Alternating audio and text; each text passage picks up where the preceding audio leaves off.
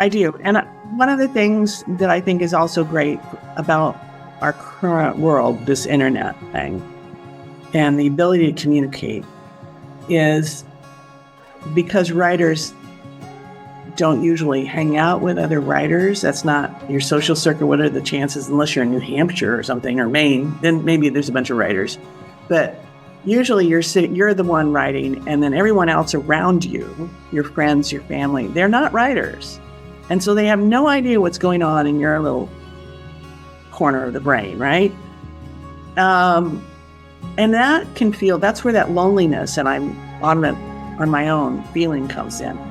But now with the internet, you can be in immediate communication daily with other authors. You can be working with people, helping them write. You can be chatting with your editor, even when there's not a book to be edited. You can, I have just started to begin this audiobook project, A Brush with audiobook. I'm hoping by the first part of 2025.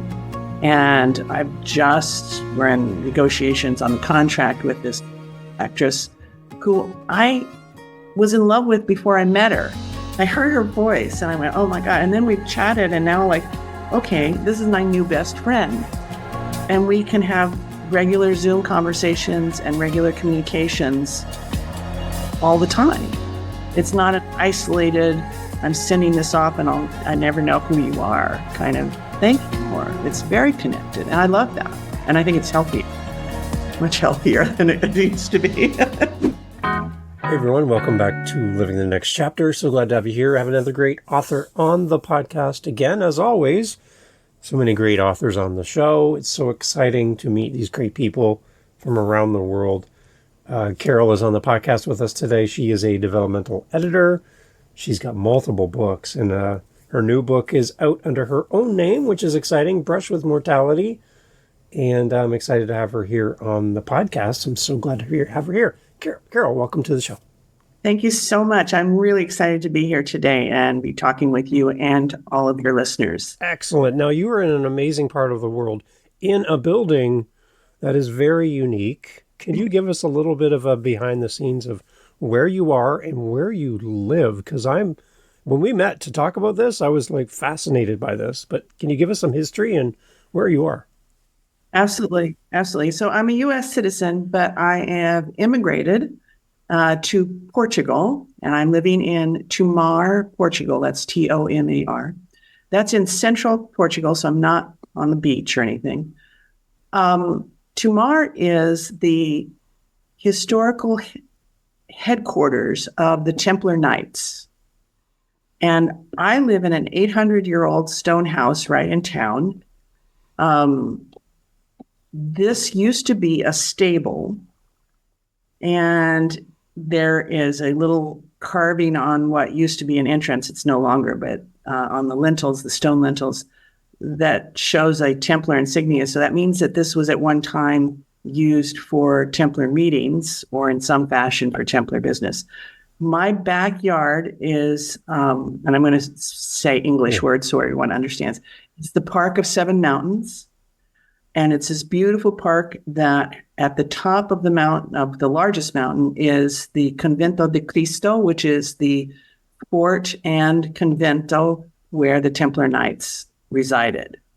It's absolutely amazing. If anybody watched Damsel on Netflix, the castle in Damsel and the rose gardens that they're walking through, that's my backyard. Wow. Yeah.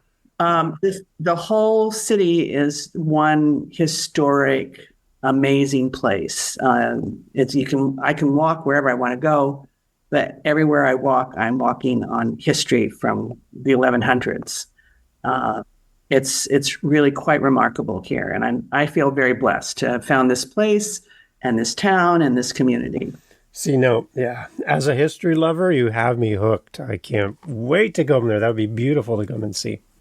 It's a remarkable building. The Convento is one of the most photographed places in the world. It's definitely the most photographed in Portugal. And every time I visit, and I'm there at least once a week, I find something new. What I haven't been able to do is bribe the guy that has the keys to take me into any of the secret passages. But you're working on them, right? You're working on them. All right. I'm working on it. I've got chocolate chips and wine. That's what I'm doing. And chocolate chip cookies and wine. I'm working on it. Well, that would work for me. I'd give you the keys right there for the chocolate chip cookies and wine. That's great. That's a beautiful place to live. My gosh. It is. And it's inspirational. So today I'm going to be talking mostly about a book that I've already released, which is called A Brush with Mortality. It's a literary fiction book. It's my first book under my real name because I'm retired now, so I only have me to worry about. But I'm currently working on another book, and then my next book, which is a book about Sicilian strega, or witches, a family, generations of witches, actually. And I have this house, this 800-year-old house, is now set up like a Sicilian strega's home. So I'm literally living inside my novel at the moment. And I didn't even realize I was doing that, but I have done that. I have brooms outside and garlic inside and all these things. And I realized I have everything except grave dirt, and I'd be a complete witch. So. Wow. So what early stages for that new book then? I'm about 11,000 words in. So that's maybe 2 chapters, 3 chapters, maybe. It's actually based on a true story, but it's complete fiction. I've taken someone's journals, and I have completely fictionalized those journals. So it's going to be a fun project to work on because it's from a person that's actually 3rd generation Sicilian witch in the U.S. Well, that's interesting. So you seem to pull from a lot of different resources and inspirations. Like, are you just that type of person that's really curious and picking up on all these things? I'm really curious. I love stuff that's quirky or just doesn't seem like right, but then it turns out it's true. And then I make up a story in my head almost instantaneously when I find something, the story, not a whole novel, not what I actually end up writing, but things just suggest themselves to me. And then I just go deep and I'm lost in the story for a little while. I have binders because I'm old. I still use paper. I have binders full still to this day of news articles and clippings that I just pulled randomly from things over the years. One of my favorites is there was a town somewhere in the UK that got completely, all the buildings, a village, not a town, a village, got lifted by ants and moved.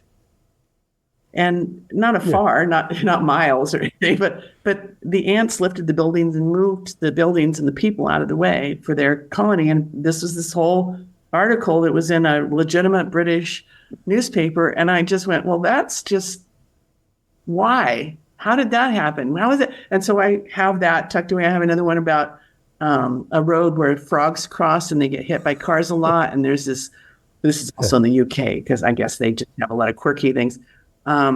There's an organization that got created to rescue the frogs on the side of the road. And in my head, that means that there's little tiny ambulances. Yes, of course. That go out and pick up the little tiny frogs and find their frog legs. And we don't know where those go. And then they get on little stretchers and they get taken to the frog hospital. And that's what's in my head. Now, that's not what's in the article at all. But that's how my brain works. So it's an obvious assumption that you'd have to know what happens. That makes sense. I would want to know. I would want to know. Yeah. And instead of researching things, I start by making stuff up in my head, and it's usually as absurd as the original story. So that's where things come from for me. Yeah, you've been writing for a long time. How many books total do you have in your library? Wow, that's a really good question. I don't actually know the answer to that because I wrote under several synonyms. And so, people don't, even my son doesn't know what I've written, and he knows everything about me. So I would say I have 8 or 9 books that I'm semi-proud of. But there was a period of time when I was I do not write romance. I do not read romance. There's nothing wrong with romance. It has a place. But when I was very young in my, in college and even before college, so 18, 19, 20 years old, I had to figure out how to make a living quite suddenly. And I ended up writing romance novels. So I wrote a whole bunch of romance novels. I had the publishing company that was paying me just bought them outright. So I wasn't earning royalties. I just sold the story, right? And I wrote one story, and they had very strict guidelines on the first kiss happens on page so-and-so, and you never do more than such and such. This is back a long time ago. Romance is now quite explicit. But back then it was very, very safe. And so I wrote one story, and then I just kept changing the names, locations, and hair color. Wrote the same story over and over again. I'm not proud of that. But I have no idea how many of those I did because I lived off of that for 3 years. And couldn't even tell you what their names were, but they all had windblown women with strong men with long dark hair. The Fabios and everything, yes. Yeah. Yeah, well, that was the period, too. That was his period, right? Because I'm on your website while we're chatting, and there's a list. You have listed some of your other books as well that you've written in the past. I have a few nonfiction books. Those were written actually very specifically I used to work in the nonprofit sector. And so I wrote one of them strictly as a help for the nonprofit. A couple of organizations, different times they were sold and the profits went to a specific organization kind of thing. And then my one that is on healthy living and all of that is for I became a coach therapist, and it still am a coach therapist. And one of my programs that I do is healthy lifestyle and living. So I wrote a book to go with that. There's a lot of different things to choose from, right? Yes. Yes. That's absolutely true. But the one that I want to focus on is the one I'm proudest of, which is what I just released this last on June 1st. Became available, was released May 26th. Because it is a literary fiction novel, it is so different from anything I've ever written before. Literary fiction, by its definition, is not so much about plot. It's about character and social commentary. It's about the craft of writing. And so when someone writes literary fiction, they're really writing the craft. And I'm very happy with how it turned out.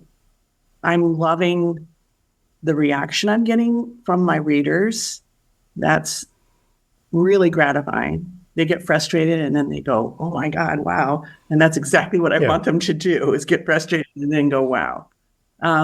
So I'm excited about that book. And I'm going back with the witches one. I'm going back to fantasy a little bit more, but this one I think is going to be the one that I hope people remember me for. Nice. If that makes sense. This is the one.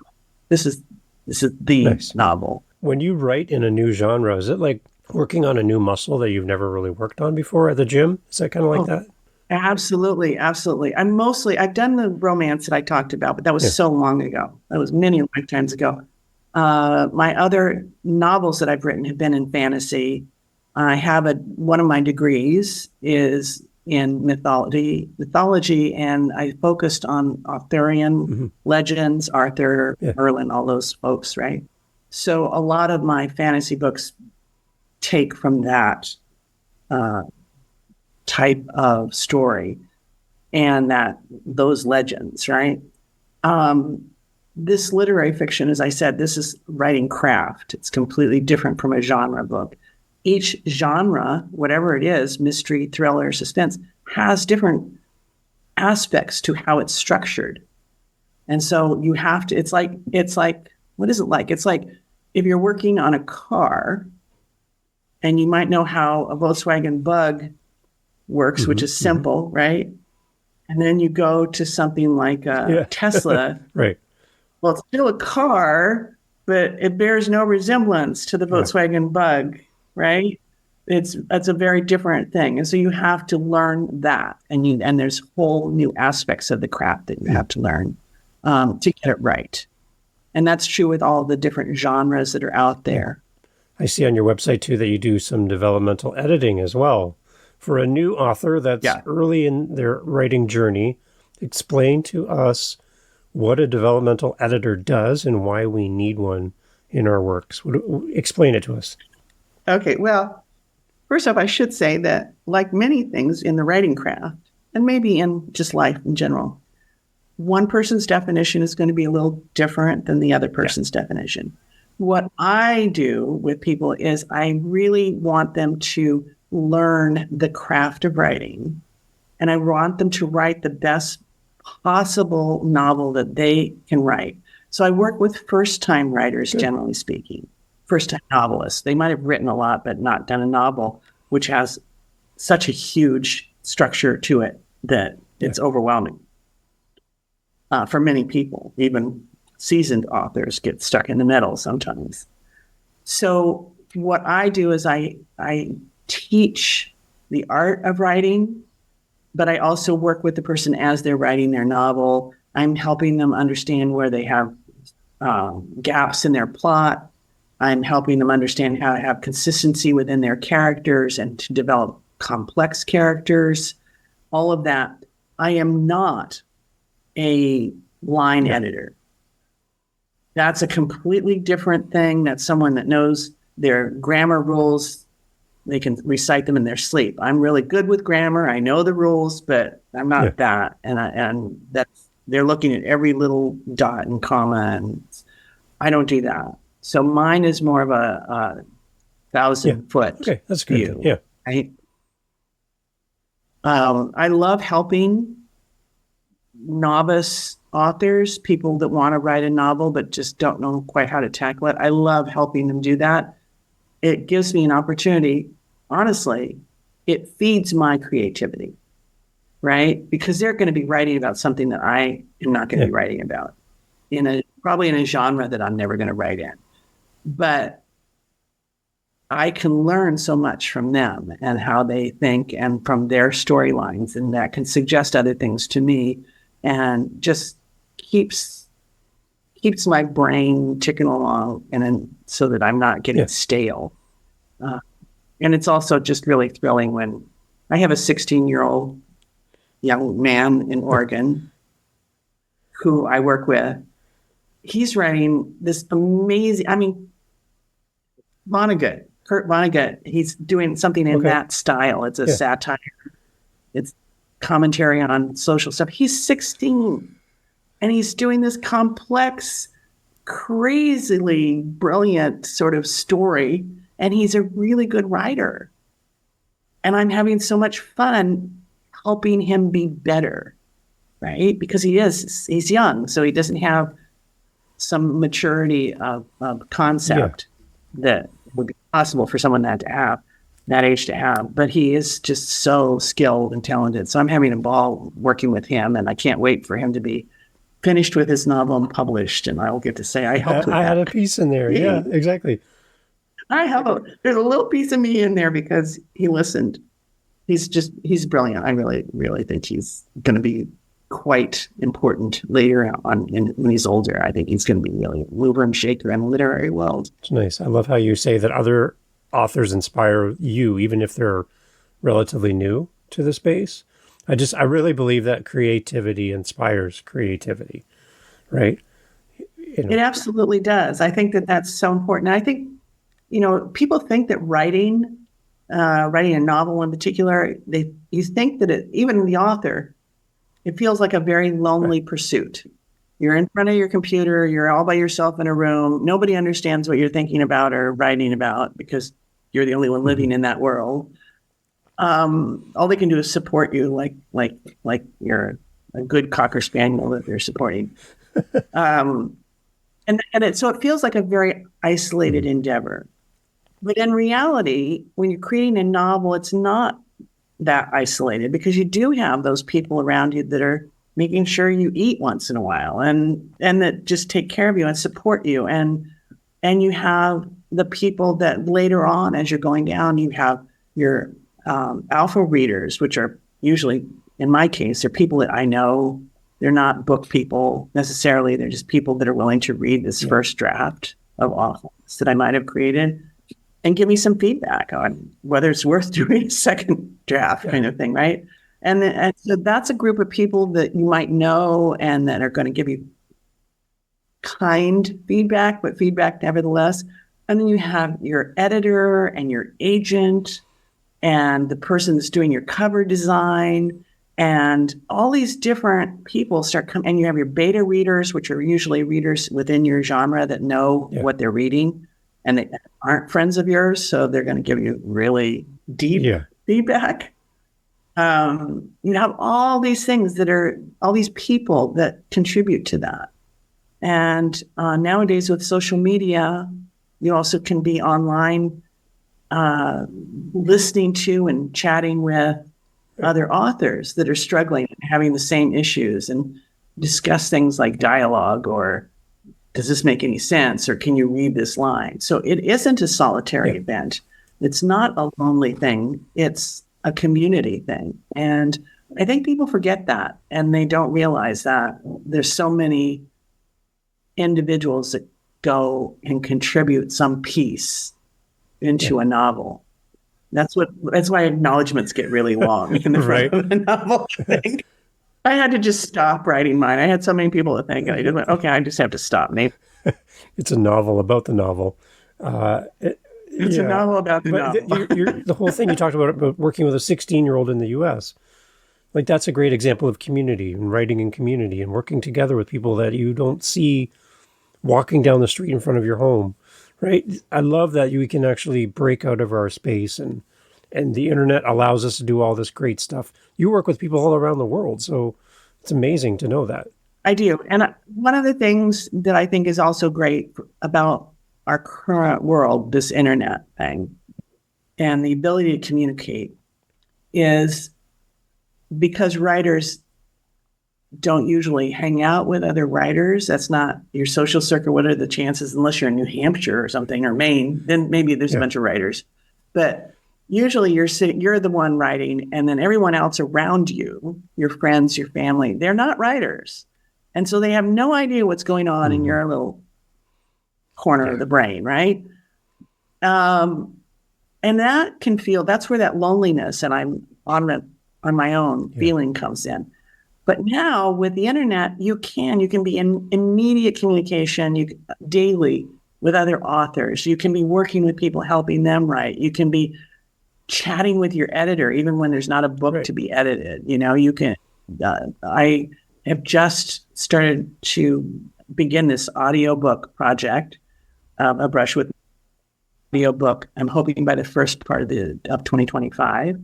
And we're in negotiations on the contract with this actress who I was in love with before I met her. I heard her voice and I went, oh my God. And then we chatted, and now okay, this is my new best friend. And we can have regular Zoom conversations and regular communications all the time. It's not an isolated, I'm sending this off and I never know who you are kind of thing anymore. It's very connected, and I love that. And I think it's healthy, much healthier than it needs to be. It's great. Again, here you and I are doing this together. It's amazing. And the same thing you talk about as far as people not understanding what you are and what you do as an author. People do that for me as a podcaster. They're like, I don't even know what a podcast is. Why do you spend so much time on this? Well, because I love it and I get to meet great people. Like, I get to travel the world with a microphone and headphones. It's great. It's like, I love it. So I have the same kind of feeling, right? I know. So the same I can really feel for an author as well. They're like, in their social circles, people are like, I don't know. I don't read. And you're like, well, that's great. Thanks. It's only my passion and what I do for everything in my life. I know. Yeah. There's that. Yeah. Yeah.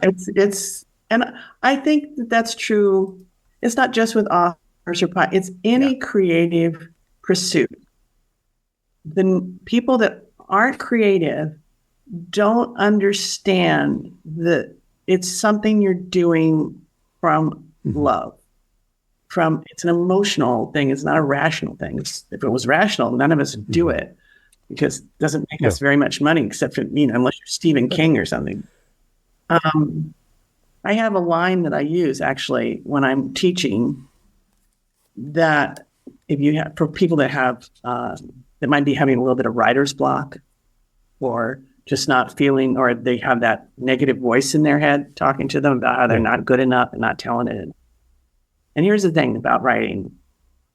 An author has no capacity whatsoever to know whether or not they have talent. They have no way of knowing that, ever. But you still write. So you don't have to worry about whether you have talent or not, because you can't know. It's an unknown thing. The other thing is, there is absolutely no necessity for a novel to ever be written. Think about that for a second. There's no necessity for a novel. That means that if you're writing it, it's not because it needs to be written, it's because you want to write it. And somebody might want to read it if you're lucky. But there's no necessity to write it. So let go of all that stuff and just do it because you want to do it. Don't write because you think you're going to make money. That's fool's errand. Don't do a podcast because you want to make money. Do it because you love it. Don't make music because you want to make money. Do it because you love doing that thing. You want to do it. It's how you want to spend your time. And if you do that, then the universe, and I'm not a woo-woo kind of person, but I do believe that the universe will then hand you what you need. And you will have people read your book and be moved by your book. And you will have people read your book and tell you what it means. And you'll go, huh? Yeah. Huh? Right. But that's okay, because a painting, a novel, a podcast, once it's released into the world, it takes on its own life. And again, there's no need for it to exist. It exists because you want it to exist, and it gets listened to because somebody wants to be listening to it or reading it or listen, whatever. So that frees you up. There's no horrible thing that's going to happen if you do a bad job. It's just, it's just going to be, and then you can move on, or you can do better next time. It's like, I just need to free yourself up and just do what you love. Reset button you just given us, I love it. Like, you're just kind of helping us work through some of that. We write because we have to write, not because we need to make money, as you said, or whatever, but it's just in us. We just have to do the thing, right? Yeah. And it's hard to explain to somebody. Yeah, because it gives us joy and it makes us happy, and nobody else will understand unless we get it down on paper and explain the ants moving the village. Somebody has to explain that. Yeah.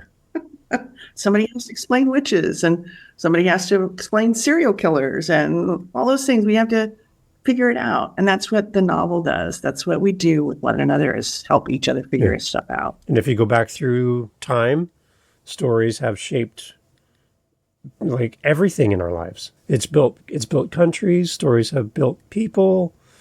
We can go back in our times and remember all these amazing stories from thousands of years ago. Stories have always been there. Exactly. Right? So, yeah. And, there's the old saw that there's no new story, and that's sort of true, but there's always new ways of telling the story. Right. And that's where the fun is finding that new, quirky way to tell the story. I love it. There's some wonderful independent authors out there right now. And I think that writing, fiction writing, I think it's on the cusp of a renaissance, because I think the old ways are falling off, where there's some guy that wants to make money, the traditional publisher, right? And they only want it to follow some set pattern that they know is going to sell. I think with technology and all the things that have opened up for authors to be able to have control over their own creativity, I think we're on the cusp of a renaissance where there's going to be this explosion of fiction that we've never seen before. Things that are going to be written that are so creative and so that break the mold, but bring us to a higher level. And I'm really excited about that. I hope I stick around long enough to see it actually come to fruition, but I'm happy enough just to be a little part of it at the cusp of things. So talk us through your newest book. I would love for you to talk to the audience that is your ideal reader for this. I want people hearing this to go, I know who needs this book. So A, I'm going to buy one for myself. B, I'm going to send one off to my friends and family because I know they're going to love this. But if you could walk into a room and there you walk in, let's go, you go local cafe, little spot there where you live. You walk in and there's someone sitting with your book on the table. They haven't opened it yet. They haven't read it yet. You walk up to them and sit down across from them. What do you want to tell them about this book? What is the thing you want them to know before they read their first word? Oh, that's such a hard question right? to answer. Because this is it's a literary fiction, so it's character driven, not plot driven. The novel is about this woman, primarily about this woman, Letty May. It's set in the year 2000. She is in a marriage that is not a bad marriage. It's just a stale marriage. They're no longer communicating. The kids are grown and out of the house. And they're just two separate people living in a house that have a history, right? And she, right at the get-go of the book, she's feeling like something has to give. Now, every single menopausal or perimenopausal woman in the universe will relate to this. We have gone through it or we're about to go through it. And so what Letty May does is she posts online on a dating app and decides to have some flings. And that's part of the story, is her having those flings. But the other part of it is that she is the CEO of a hospice in the San Francisco Bay Area. That it all takes place in the San Francisco Bay Area. And she is coerced because of money, nonprofits and money. It's easy to coerce the CEO. She agrees to sit hospice. Normally the CEO wouldn't do that, with this very wealthy gentleman, Horace Cosgrove Drucker III. There's a name. Of the San Francisco Druckers. And it turns out that he is, there's a lot of minor characters. It's all about Letty May. It's told from her point of view. We don't learn very much about her earlier history until towards the end of the novel. Some things are revealed. What the novel is about is her journey of self-discovery, in large part through the conversations that she has with this old man that's dying. He is dying of AIDS. He is a bisexual. He has, when he discovered that he had HIV, he perfected some other practices that were safe practices, and became sort of an art form for him. I'm not going to divulge too much. And so they talk about that, but he also had a marriage with a woman with whom he was his absolute love of his life, his everything, right? So they discuss life, death, meaning, so many different things. And Letty May learns a lot about herself during this process. She also discovers that she's being followed by a private detective who, towards the end of the book, reveals himself and reveals some things about why he was following her.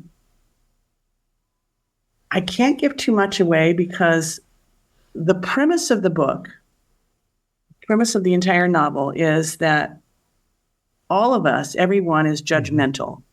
Even the reader is judgmental. And most of our judgments are faulty. And so what I ask the reader to do as they're reading this is to each of these things, all these things that happened to Letty all the encounters that she has, her conversations with Drucker, her family interactions, all these things that happen to her and that she does. I want the reader to be making judgments about the people with whom she interacts, about her, about Drucker, until the penultimate chapter where Letty May realizes the truth, and it is divulged, the truth is divulged not just to Letty May, but to the reader. I think that most people won't guess ahead of time what's going on. They'll just be intrigued, and they'll be trying to figure out what the mystery is, and they'll know that there's a mystery, but they won't know what's actually going on until that penultimate chapter in which everything is explained or revealed, not explained, and a little bit of her background and history is announced. Letty May is not just a 50-year-old menopausal woman that happens to be CEO. She's a lot more than that, and not what you expect. Drucker is a lot more than you expect. The men that she encounters, her infidelities, are very different from one another and exactly what you'd expect. And her husband is a very minor character, and yet at least one of my reviewers thought that the entire novel was about the marriage. Really? Okay. Yeah. But and there's her, she has her family and all that, but at the end of the day, it's what judgments you made about Letty May. You're going to find something out that changes all of that, and you have to decide whether or not, as a reader, you have to decide whether or not you're still on Team Letty May, or have you switched teams? See, it's a hard book to explain, because if I say the wrong thing, I'm going to give away too much. But I have to say, I had one of my beta readers. She kept, she's writing in the margins, and I'm seeing it because it's on Google Docs. And she's going, "Why is she doing this way? And what's going on here?" And she's getting more and more frustrated as she's reading it. And then she got to the end, and she just went, "Wow." That was what her quote was. "Wow, I have no words, just wow." And that made me so happy, because as I'm watching her comments, I'm going, that's exactly where I want the reader to be. Neat. Yes, that's what I'm going to be thinking. I want them to be, and they're going to be wondering about this. And she just followed exactly what I wanted the reader to be experiencing as they read the book. And that made me so happy. And then to have that reaction at the end of just, wow, I have no words, but wow. That made me really happy. And I have someone else say that they've now read it 3 times, because there's so much that they missed the first time through, and now that they know what it's all about, they want to go back and catch all the little hints and things that I left behind. Lots of hints, lots of Easter eggs, lots of detail that might escape the first read. Awesome. Take us to your website where we can get more information about the upcoming audiobook, which I'm excited about, and to stay in touch with you and follow your journey as an author. Where do we go? Absolutely. Well, first off, on social media, you can find me as @author Caryl Hallberg, and it's CarylHallberg. I'm on TikTok and Instagram and Facebook. Also, my website is very simple. It's carylhallberg.com. And again, that's CarylHallberg. I keep that as up to date as I possibly can. I also have a YouTube channel at author Caryl Hallberg, where I'm doing a series on how to write a novel. If any budding authors are out there, it's absolutely free. I'm just doing it to do it because I think that anything I can do to help authors is a good thing. I like promoting my craft, and I like making sure it's done well. Nice. So, Caryl, this is awesome. I'm so happy that you had time to do this with us today. We'll have links to everything in the show notes. As always, people can go and follow through and connect with you. And again, I'm asking all the readers, when you buy Caryl's book, because you are, when you buy one for yourself or for someone you know, to leave a great review as well, because that really does help our authors. Yes. Yeah, it's funny. Right now, I've been getting all these great comments via social media. I get private messages, DMs, right? And it's someone that's read the book, sometimes a friend, sometimes someone I don't know at all. And they're telling me how it affected them and how much they loved it and everything. And I'm going, well, would you please write a review? But people are busy and people have other things to do, and they don't understand that a lot of times the decision to read something is based on someone finding a review. And so reviews are much appreciated honest reviews are much appreciated by authors, because it does help us become better writers, and it also helps move that book into the field of vision for other people. That's just true for everyone. Yeah. So if you can take the time to write a nice DM or a comment on social media, just copy it and paste it over where you purchased the book so that we can have the exact same comment you've already written. If you don't have time to write it again, just copy it, paste it over there so that we can also share with the world. Just copy and paste is great. It doesn't have to be paragraphs long. Just, 5 stars. That's minimum. Yes. And the other thing is, I want to just give you a little credit. It's been so fun doing this with you. And we had a conversation before the recording. And you had this wacky suggestion that I have absolutely taken to heart. And so I would like to ask your listeners as well.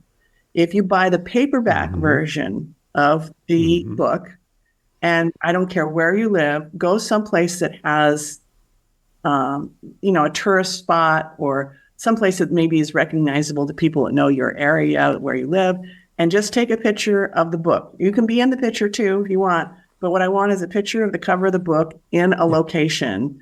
And then just either you can send that to me on social media any which way, or you can email it to me. My email is right there on my website. And I'm going to put together a compilation of these things. And I just think it's going to be a lot of fun. I'm asking everyone to do that. And that was your idea. There you go. Dave. Yeah, I live near Niagara Falls, and I take pictures of my author's books when I get a copy, and I go down there, and the tourists look at me funny because I'm there at Niagara Falls, a beautiful, majestic Niagara Falls, taking photos of books. They're looking at me like, what are you doing? I'm like, I have a podcast. And it's like, I'm like, yeah, if you want to hear Carol's book, talk about book, you can go listen to my show, but this is the book right here. So it's a great way to talk to people as well. It absolutely is. So thank you so much for doing that. And thank you for today's interview. I really had fun doing this. Awesome, Caryl. Thank you so much for making time to do this and be a part of our community. Come back in the future as new books, new projects come out. Would love to have you back. Please. I absolutely will. You're top of my list for the next. Thank you. Ciao. Hey, thanks for being here for the Living the Next Chapter podcast. So glad to have you as part of our family of listeners. There's a seat for you just here on Living the Next Chapter, and I'm so happy that you have listened to all the way to the end. Wow, you are now my new bestie. I want to let you know that I host 7 other podcasts on top of Living the Next Chapter. Yep, 8 total. One of them is called the How To Podcast series. If you are thinking, you know what, Dave, this podcast thing seems like a lot of fun, well, I'll give you a secret. It is. It's a great, amazing, fun time where you can get to meet great people, get your word out there, promote your book, promote what your coaching program, whatever you're doing. Podcasting is great. And if you want to learn how to do this, what you're hearing right now, head over to howtopodcast.ca and look up the How to Podcast series on YouTube, whatever app you're listening on. You'll find me there. And I'd love for you to come listen to how to do this. And if you're interested and have questions on how to podcast, reach out to me at howtopodcast.ca. Thank you for listening. Talk soon.